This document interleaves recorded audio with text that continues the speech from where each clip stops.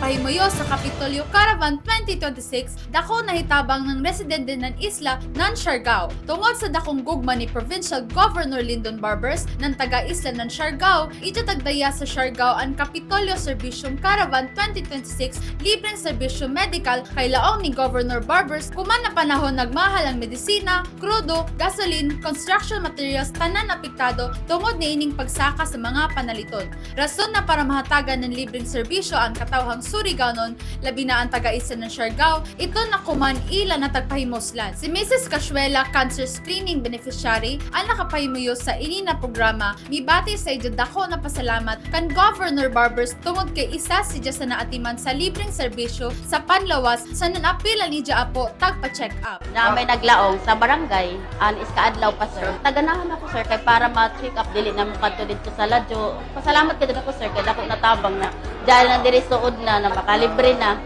Ay kuman sir magpa-check up sa bako ini sa Apo sir kay jong kaluoy gid siya sir. Natubo na siya sir tuyo nakaadlaw. Goblin Don Barber, salamat gid ka radyaw na dari ka na katabang sa amon din sa katawan din sa lungsod ng Pilar sir. Salamat gid ka radyaw sir kay makapa-check up na kami sir ni suod. Samtang si Mr. Richelle, beneficiaryo ng fuel subsidy, milaong dako sa natabang ang isyu na dawat kumikan sa inisyatibo na tagbuhat ni Governor Barbers para sa mga transport sector. Sa ako katong isip tricycle driver, ako mga dun namo na kuan, lisod gyud sa amo kuan kay tungod sa kamahal ng gasolina. Sa una makita man ako sa kalibo. Kuman mo dayer kan ako sa pamilya na tag 300 kan malimpyo. Salamat Karajaw, Gob, sa ini namo na dawat na Karajawan. Dako na natabang ini sa pamilya nako. Si Mrs. Gabina ay porta misaysay sa ija kahimtang o sitwasyon kuman gumikan kay waya na may ija bana. Ako, nagpasalamat kagud ako sa Ginoo na nakaabot ako sa edad wa na ko'y bana, wa na ko'y tatay, wa na ko'y nanay. Tapos nagbuhi ako kuman ako anak na ikag-upat. Ila ko kung ila makaon naman ako makaon kay pobre sa bitaw ko ako bata. Na hindi ko man nakadawat ako nga idaoy makasuporta sa ako. Kailan mo nadawat?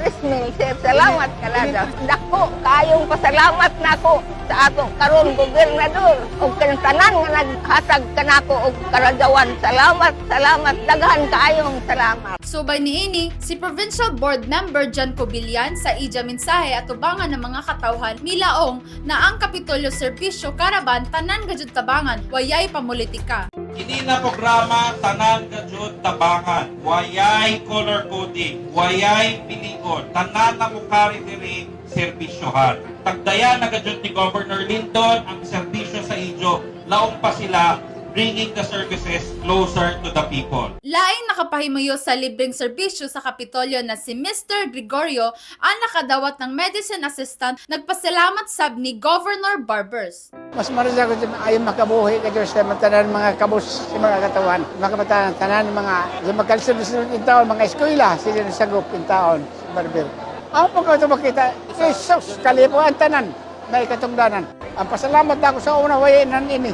Nabuhi kami ng isang mga gobyerno ng mga hatag kaluoy. Magpasalamat ako sa Lyndon Barber na at magkatila na sagop ng mga tao, mga katauhan, mga kabataan, baka tinagdanon sa mga kabos. Samtang si Mr. Bernard Elliot ang nakadawat ng fuel subsidy milaong nadako nakaradyaw ininatabang ni Governor Barbers para sa ilang mga driver labi na kay taghatod pagajud sa gobernador ngadto sa ilang munisipyo ang fuel subsidy. Number one, kato ka Surigao, mamasahe pa. Bisan tricycle man, bawas pa rin sa kwan. Kung ato pa sa Surigao magkuha, kung sakay sa lancha, gastos pagyapon. Malaki matipid. Siyempre, malaki bagay yung 5,000. Tapos parehas ko man, hapit na pasukan. Estudyante, pasalamat kayo sa kay Gob Lyndon, malaki matipid. Gog, ini sa imo taghimo kuman, arang kadako gadon na bagay sa mga katawhan. Kay ini, nahikayat mo din sa General Onara, ang mga tao sa nahikayat na halos tanan magpa-check up. Basta ang malaong ko lang, Gob, maraming salamat sa imo taghimo din sa General Onara.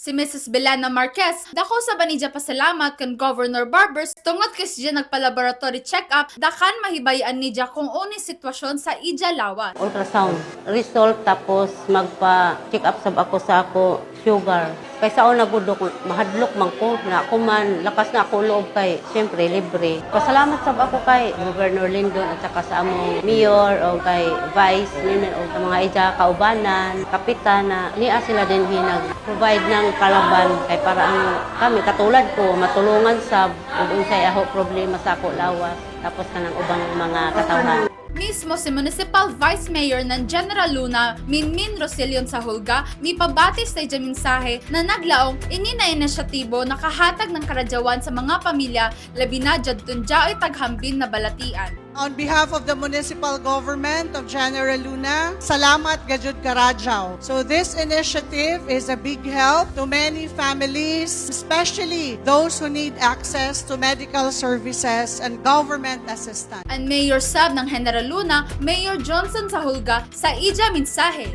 This caravan embodies the spirit of serbisyong tapat na gobyerno para sa lahat. A government that listens, reaches out, and serves with integrity and compassion. Subay niini, si Provincial Governor Lyndon Barbers sa ija mensahe si Jamie Laong. Kini na serbisyo mga kaigsunan, libre tanan. Ang importante gajud sa ako, abi ni Diyos sa sinugdanan pa. Ang gihuna-huna, pirmi ang katawhan Surigao.